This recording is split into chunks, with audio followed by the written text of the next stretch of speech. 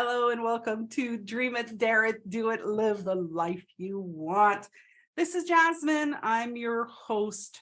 I want to start the episode by saying I went to see my statistics. I don't look at statistics for downloads on my podcast because I just don't think about it. I do this for the fun of it, and I'm having a lot of fun exploring with so many people. And now I'm seeing that I have an increase in Switzerland and in the Netherlands. So I'd like to say hi to everybody in Switzerland, hi to everybody in the Netherlands. I'm so happy and honored that you're actually listening to me.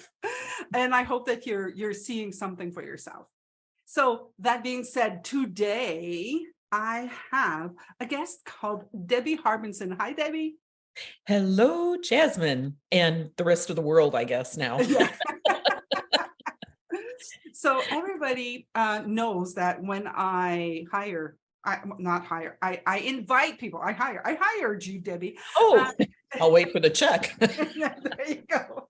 I feel like when I invite people to the podcast, it's like it's a vibe thing.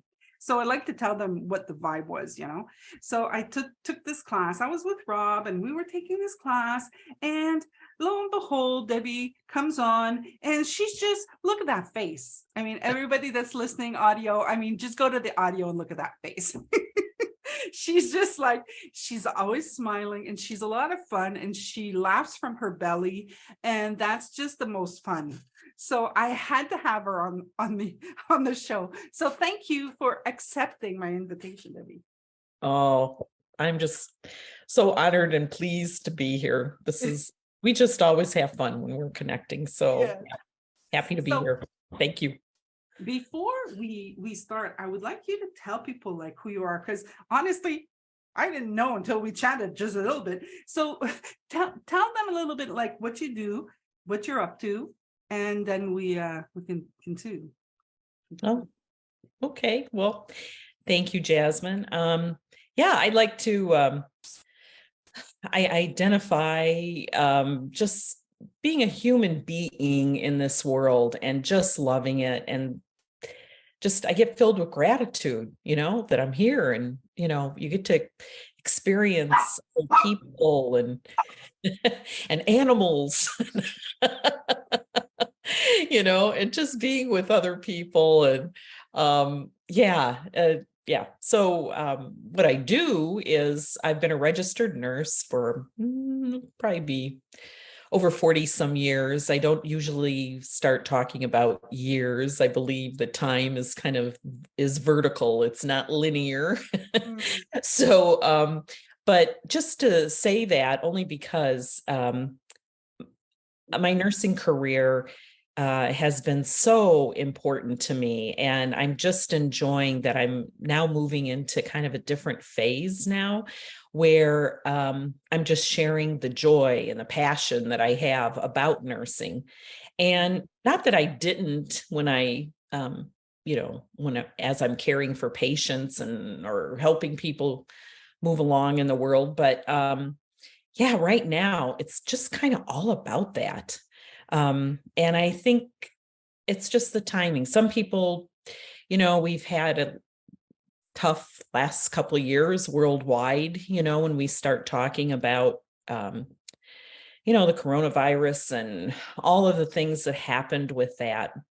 However, I think the piece of it is when I kind of look back is I'm where I need to be now, just because it was just meant to be, insofar as sharing how incredible nursing is. And I put it into perspective with what has happened with, the coronavirus, because there's been so much, trauma thinking around this, especially for healthcare providers, and the experiences that they've had, not only professionally, but personally. And I just want to be that, like that touchstone, that person that realizes we've been through this stuff, And, we've got a way to move forward through it. And turning our back on such an amazing profession is maybe not the way. Now, there's different ways that we can be in nursing, and that's kind of how I help people. I have a business, Harbinson Wellness Solutions. And so it's dedicated to this idea of how to support nurses and other healthcare providers. But mostly when I'm talking about me and the significance of where I want to be in the world and have fun and joy and passion about this, I just, nursing's it. I just think was the best profession that I could have moved into. And I want people to continue to experience that in the profession. So I do that through coaching, groups, speaking. Yeah, you did the Amy Johnson certification or class. Yes.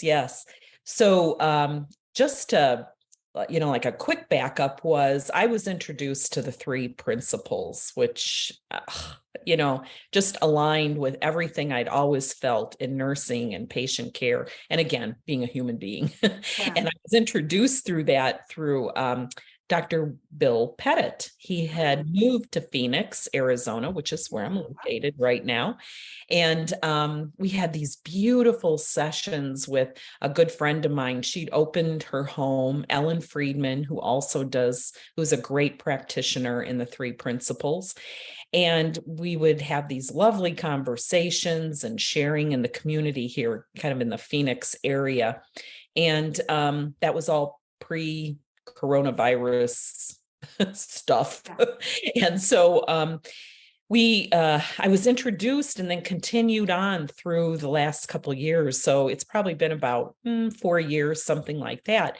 And one of the brilliant people in my life was Dr. Amy Johnson. And I took her change coach program. So I'm certified as a change coach and continue on in her community with that. And so I use, not only what I learned through the change coach, but then also through all the amazing mentors and wisdom and knowledge that, just flows through this 3PG community, 3PG community, for instance, with Rob Cook, like you mentioned. And I think that, it's so funny because I was talking with a client not long ago.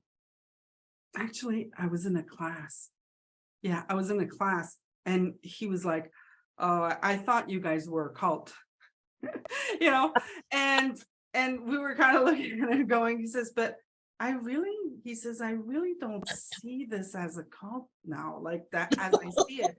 He says, this is the first time I felt seen as me, just me, right?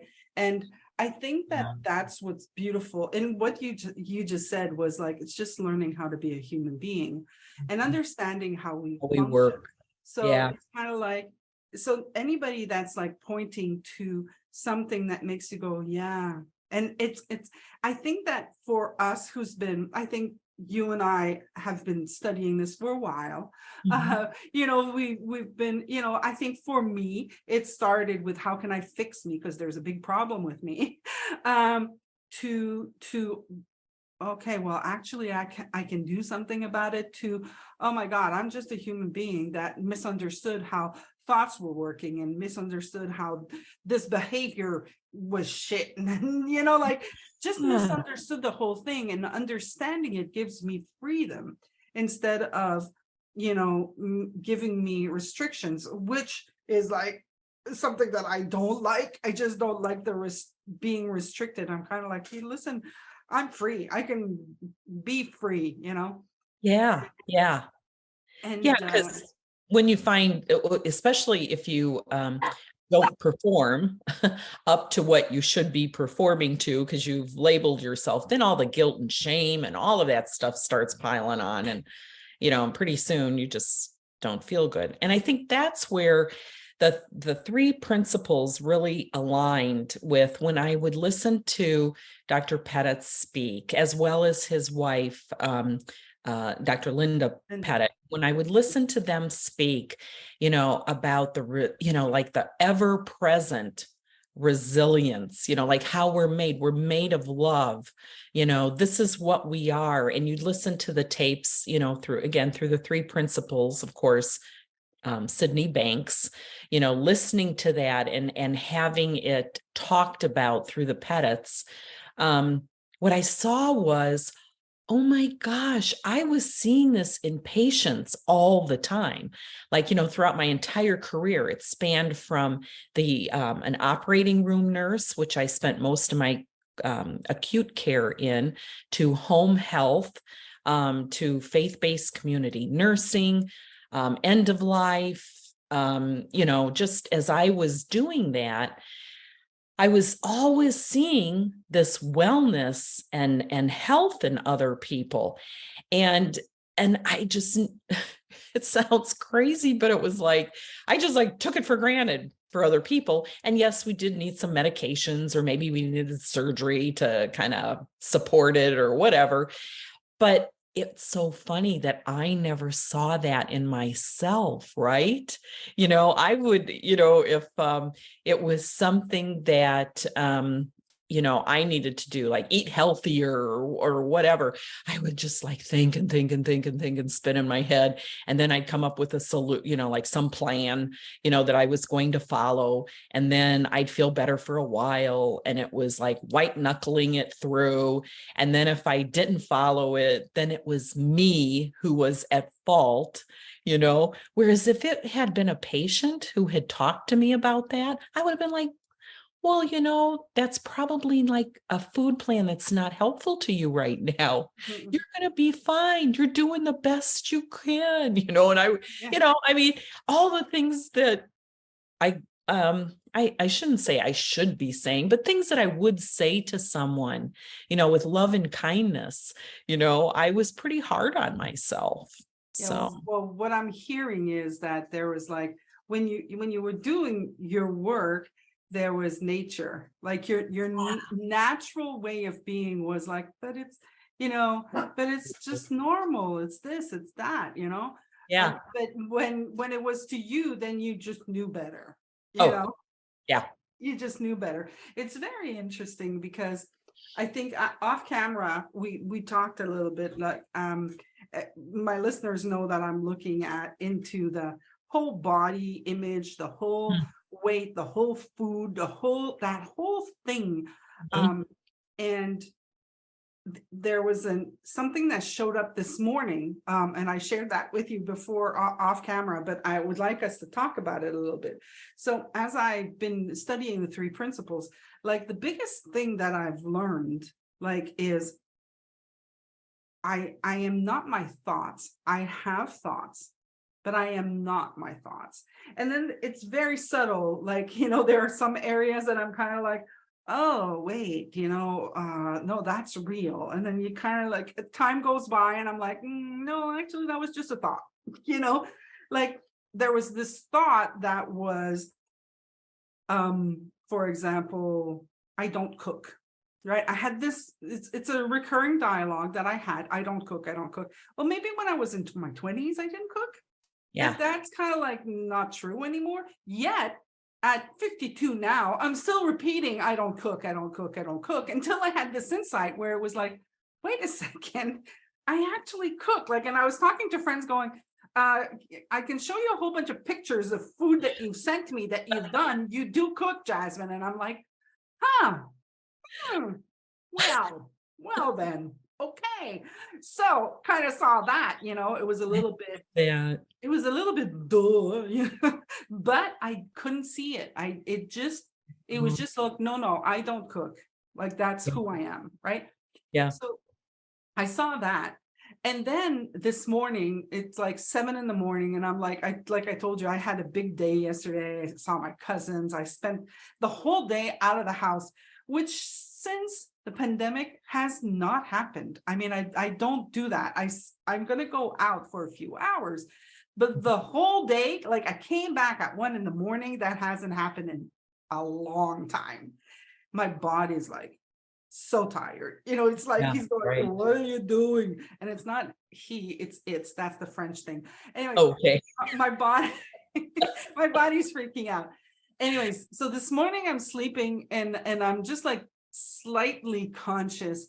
And the what comes to me is I am not my thoughts, I have thoughts. And then the words, I am not my body, I have a body showed up. Mhm. And I was just like, oh, like people listening, you might be going, huh? So what is that? Or you might be going, oh yeah. Right. Whatever it is, let me know. I would certainly love to hear what you have to say. But what showed up for me was totally different, because yesterday was a day where when I sit with my cousins, we sit down all day and we play cards, we laugh, we eat and we eat and we eat.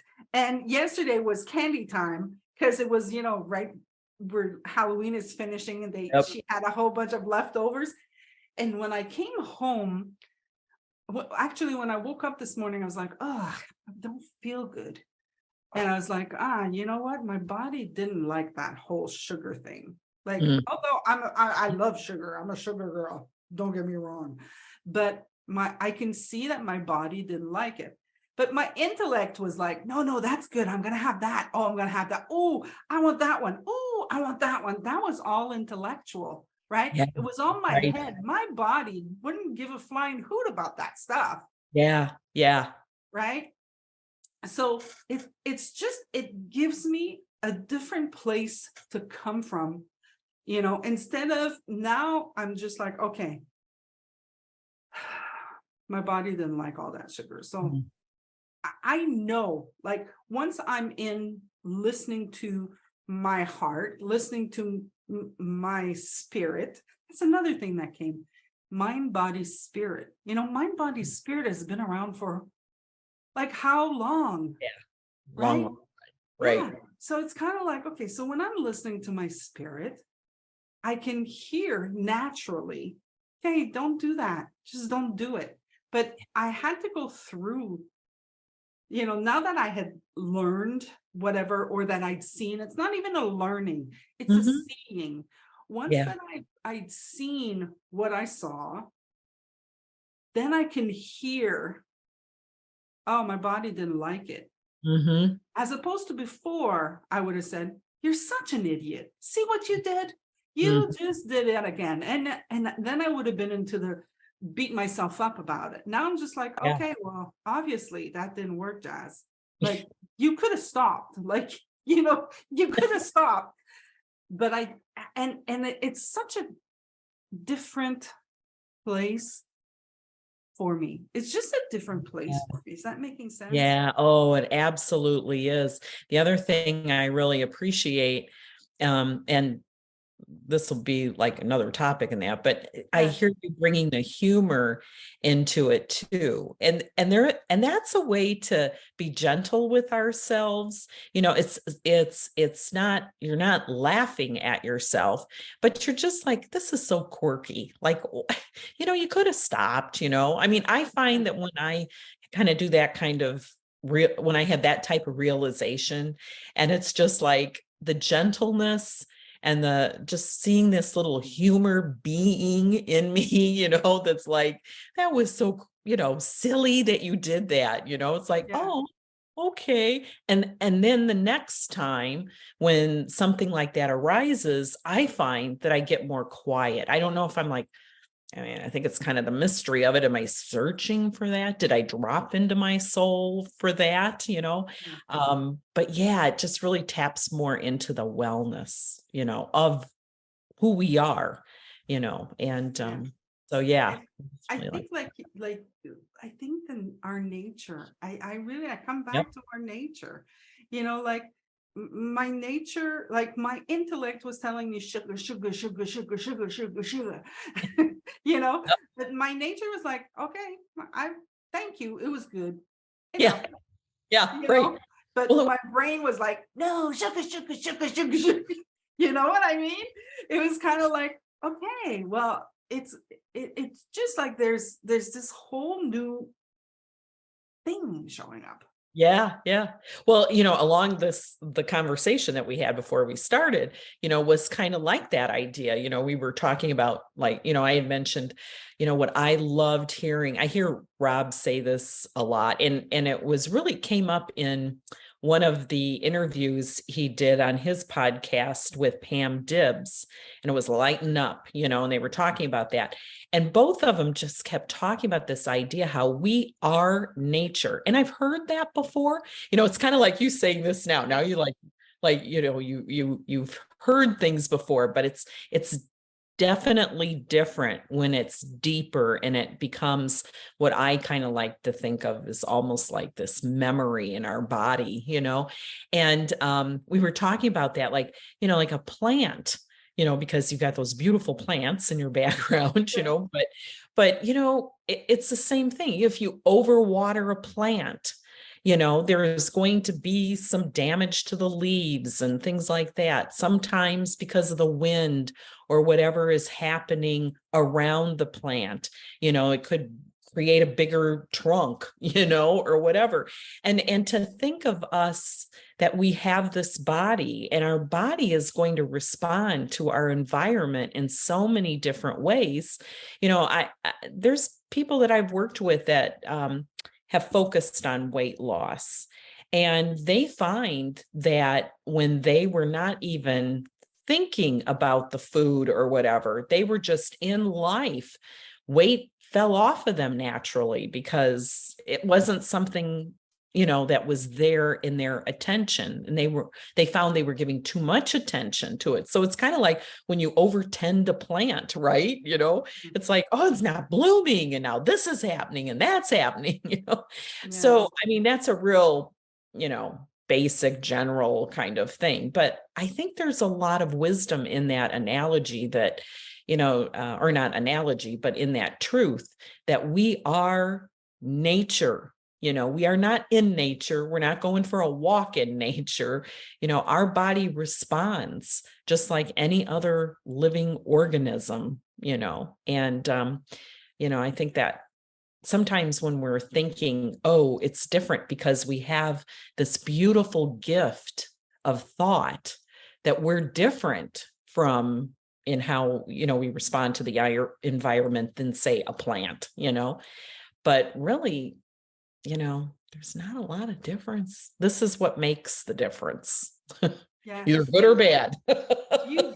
you being a nurse, you've seen the power of the body, right? Yeah. You've seen Absolutely. firsthand the power of the body and the power of as long like the person the person in front of you could say, oh, it's never gonna happen. You can confidently say, it's gonna be okay. Like, Oh, when you see a cut, it's like we can look at it and say, oh my God, I've got this forever. And no, that's okay. You'll see in a yeah. few days it'll be different. But we forget that. But it's not even that we forget. I think we know better.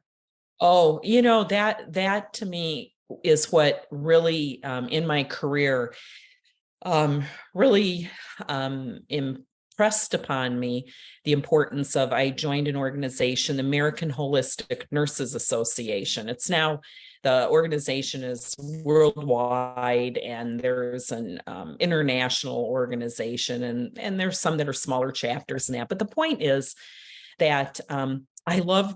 One time I went to one of the conferences. This was so beautiful. The speaker who opened up the entire conference talked about all the wonderful advances that we'd learned in things that were quote unquote alternative, or alternative health. Let's just say that. And her point was, she was saying, however, why is it medicine and surgical implants? That should be, in her mind, that should be alternative. Traditional medicine should be that what happens, like when you break your bone, you put the two ends together. we don't need to put, I mean, if it's not aligned correctly, sure, we need to do something to maybe stabilize it. But if you put two bones, the bone ends together, it'll mend. It doesn't need anybody. I mean, we're made that way. It'll happen. And so she was talking about this and how far in advance we'd understood like sound therapy and all of these wonderful things that we were that were happening. And yet we were still in kind of the horse and buggy days, was what she was saying. So then at the very end of the conference was a speaker who talked about, she was actually into molecular biology. She was a researcher, molecular biology. She was talking about the difference in our gene therapy and how medications, if I've got X genes from, say, my German parents, that, medications were tested on somebody who was maybe from Africa. And so the medication wouldn't work just because we were both female, because the genes played, molecular therapy, on and on. Very technical of what her point was. But anyway, she said all she had learned, here's a researcher, a scientist. She said, and this conference was maybe about 7 years ago. She said, all I've learned about this is, you know what? In medicine, we found a horse and we found a buggy. We're still not quite sure how they come together. I mean, we have so much to learn. Every day we're revealed with something.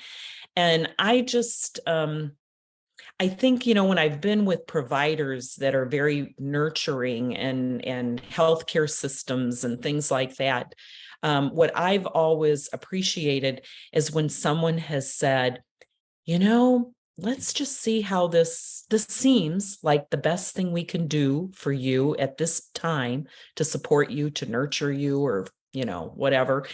And then let's just see how that goes. And maybe we'll need to try something else, and they're just really open to that because, yes, that's what I think, what I love about nursing. We're not about a cure.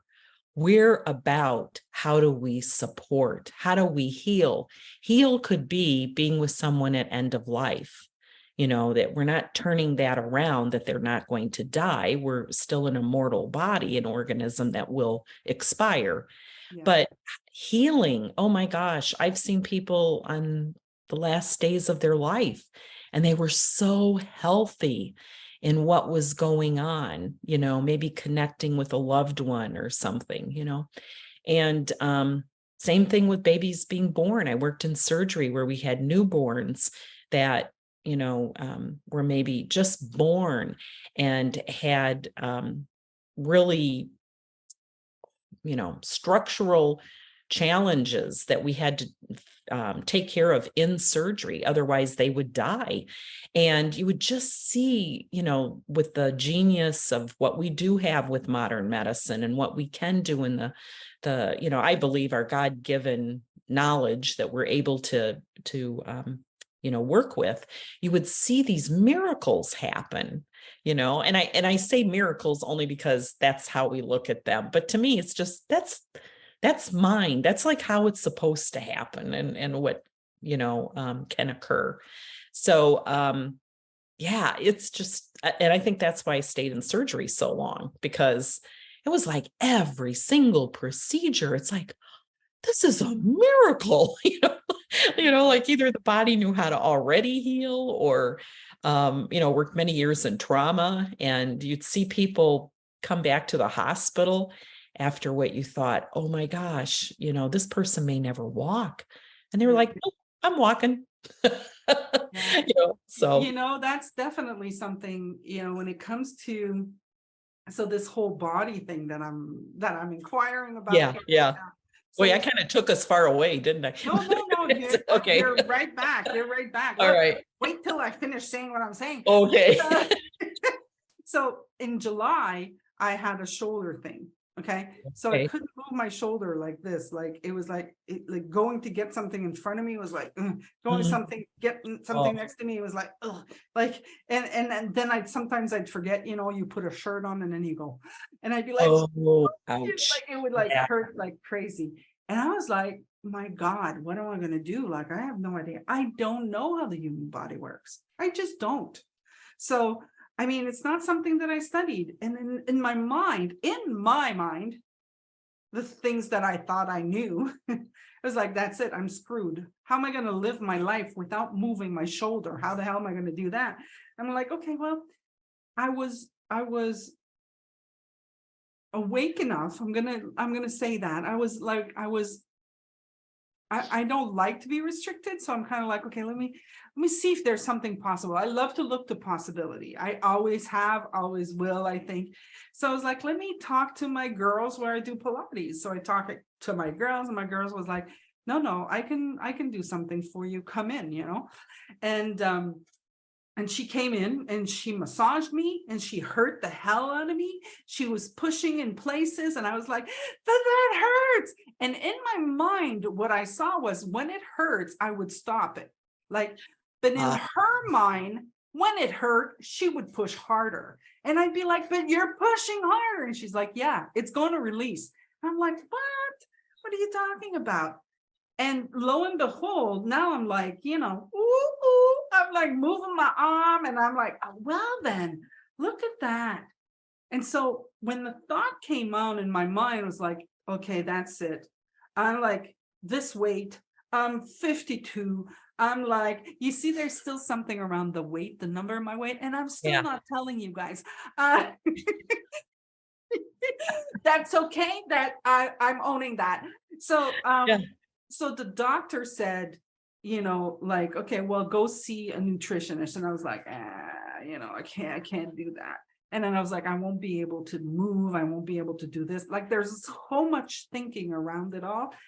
And I was very out of breath, like a lot. And I was just like, I saw what I was doing. So what I was doing was, as soon as I was out of breath, I'd sit down and then beat myself up for the rest of the day. Mm-hmm. Right. Yeah. So in talking to my therapist, my physiotherapist, she was like, okay, well, like, you got to just push yourself a little bit and then sit, rest, start again, and you'll see it'll work. And I was like, it's never going to happen. It's never going to happen. Like, in my mind, I was like, it's never going to happen. Well, it's been a couple of weeks and already I'm doing more. I started counting my steps. I went from 200 steps to 700 steps to like 1,500 steps. Now I'm going to 1,200 steps. And it's only been a couple of weeks. And it's really all in my intellect, right? Yeah. So it's kind of like, I don't know what my body can do. I really have no idea. So now my new possibility is, okay, well, how about I get a new body at 50? Let's do that. Let's play with that and see what happens. And I'm trying to stand in, I don't know what's possible. Yes. So instead of saying I know, and what I know is really shit. Well, and another thing is, I like Dr. Amy Johnson always talks about, like, when we're, with someone and for ourselves as well, to constantly stay curious, and she'll say, come from a place of being dumb, like that. She'll say that, and I just love the part about just being curious. Because once I started being curious with myself on a lot of beliefs that I had, just little small ones, like, for instance, just taking that idea with health, when we go in for, I'll just say from the US, you go in for your annual exams. And if you're not X amount of weight, or you're not doing this, or your, labs or this or that, you get usually a cautionary message, oh, that cholesterol doesn't come down, you could be headed for a stroke, So, I mean, innocently, and it's only providers and messaging that's trying to help us and make us feel well. But all you need is to hear that a couple times. And then what happens is, when, just like your example, like, okay, so I'm kind of maybe challenged with my weight, I'm having a little hard time. And then if I'm not able to move that marker, then one of the things that I might think is, oh my gosh, pretty soon I'm going to have a stroke if I don't do this. Well, maybe stroke's not even in your family, but all of a Yeah. sudden what we know is it has nothing to do with family. It's lifestyle, Yeah. And so there's a lot of innocent messaging trying to help us shift, but it really does contribute, to a person's self-talk if they're not aware of that, and kind of like what we were, when I told you we were some of the work that I do is in grief and loss, and doing some of the readings that I had been doing, came upon this really beautiful way, I think, of expressing like what's happening to us. And it's using a Gaelic interpretation of like, if rather than saying, I am sad, I am happy, it's sadness is upon me. Happiness is upon me. You can do the same thing with hunger. Hunger is upon me. And when you say that, because there's a physician here in Phoenix that has a wonderful program, Am I Hungry? It's a mindfulness coaching program. But the point is that when you question, am I really hungry? Hungry is upon me.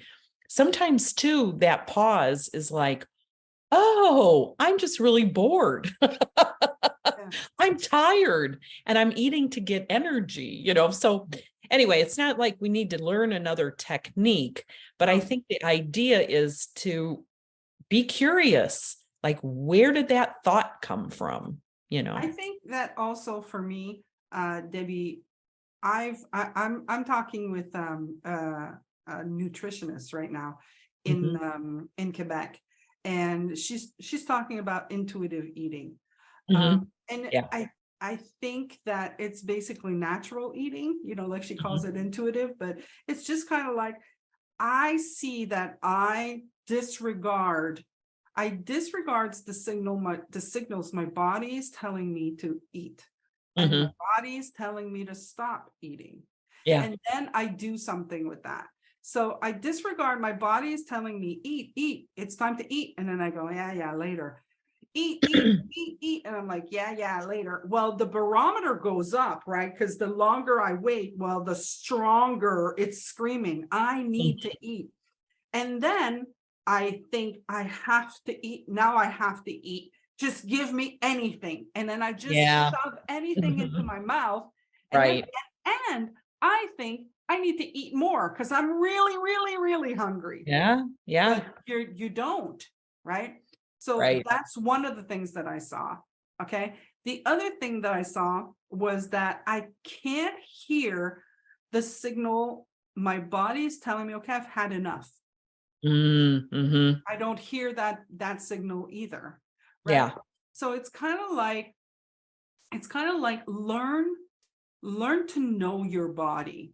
Yeah, absolutely. Right? I was doing the exercises with the physiotherapist, and I'm constantly sitting down like this, right? So my quads are constantly engaged because I'm sitting down here and I'm moving, but I'm moving with the front of my legs. I never move with my butt. My butt has no muscles whatsoever.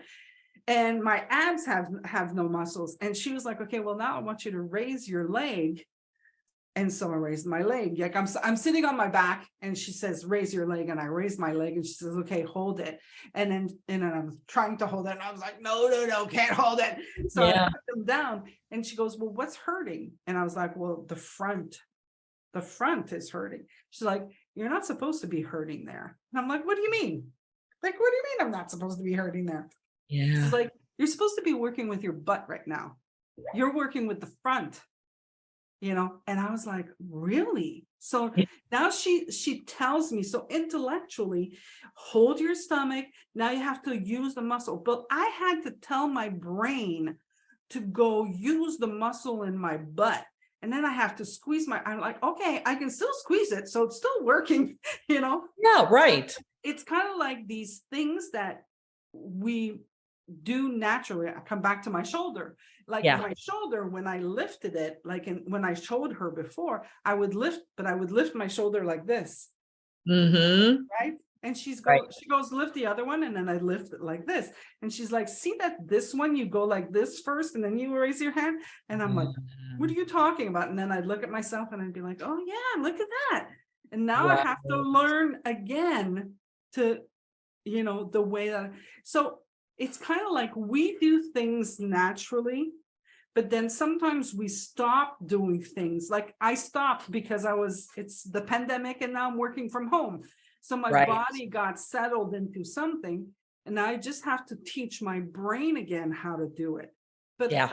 it was so noisy in there. It was all my fault. It was like this, it was like that, like all the beating myself up. I couldn't hear that. It was just like, no, Jazz, you simply have to teach that you have to hold your back and you have to do this. And like, it's a natural thing that you do, Yeah. but because you weren't doing it, it's no longer natural. That's right. That's right. Yeah. Yeah, no, totally. And I think that's where it comes back to, again, not to turn it into a technique or anything, but it's just being quiet, because when you're quiet and you spend some time, maybe first thing in the morning, not only are you maybe setting an intention to just, like have a beautiful day. This was taught to me, I wouldn't say taught, but shared with me in such a lovely way is Miss Beverly Wilson Hayes. And Miss Beverly, she was first talking to me about just kind of like how do setting your barometer, like how do you want to be the rest of the day, before things start taking you off into never land, she didn't say that, I did. But anyway, she has a much more beautiful, loving, gentle way of expressing that. But it was just like setting your intention. And when I did do that, I was also paying attention, of course, to my body, right? It took me back into my body.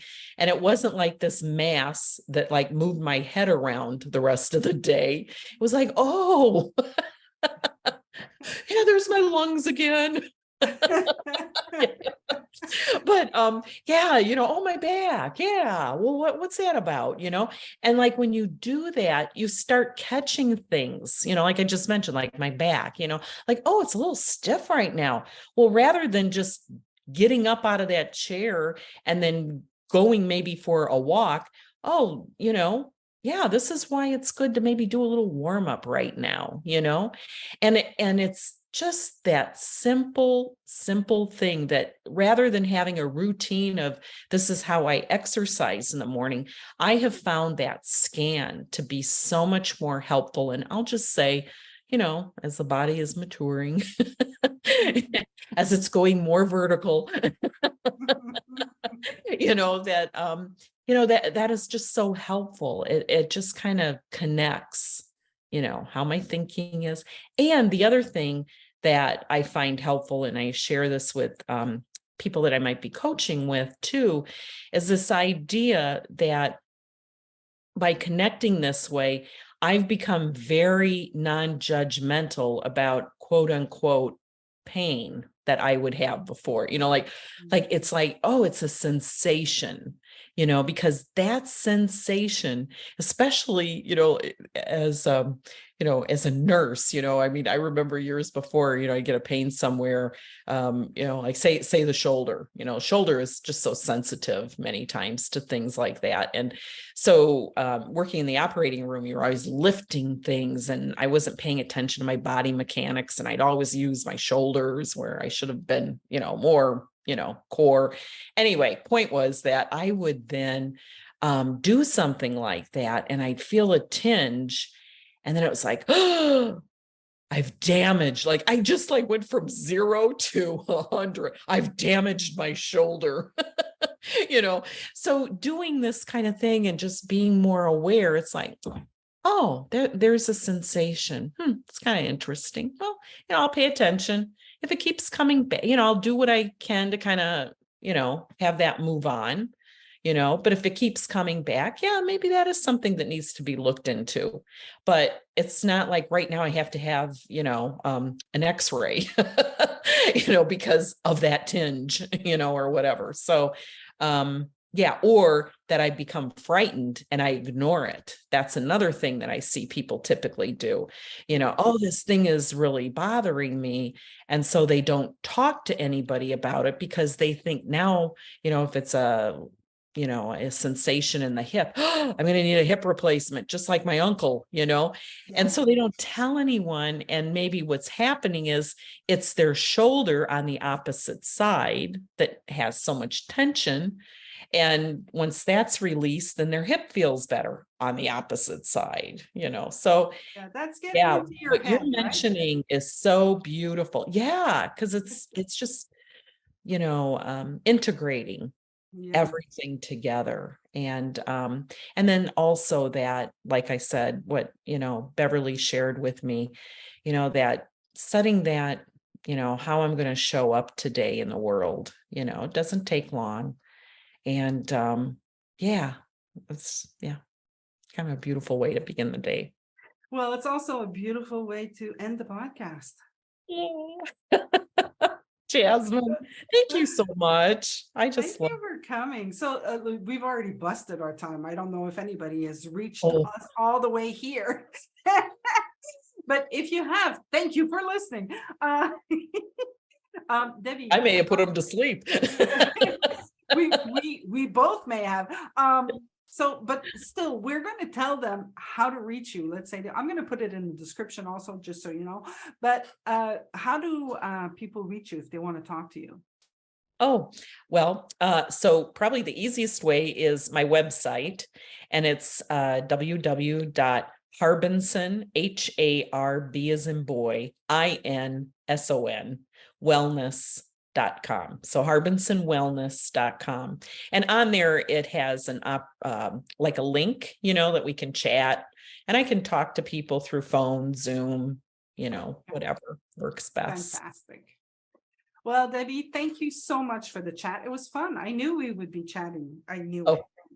And I know this won't be the last time that we chat. Maybe not on your podcast. You might be done with me here. But all right. Well, listen, thank you. Thank you very much again. And to everybody else who's listening, I'm going to say, dream it, dare it, do it, and live the life that you want. And I'll see you next week. Bye.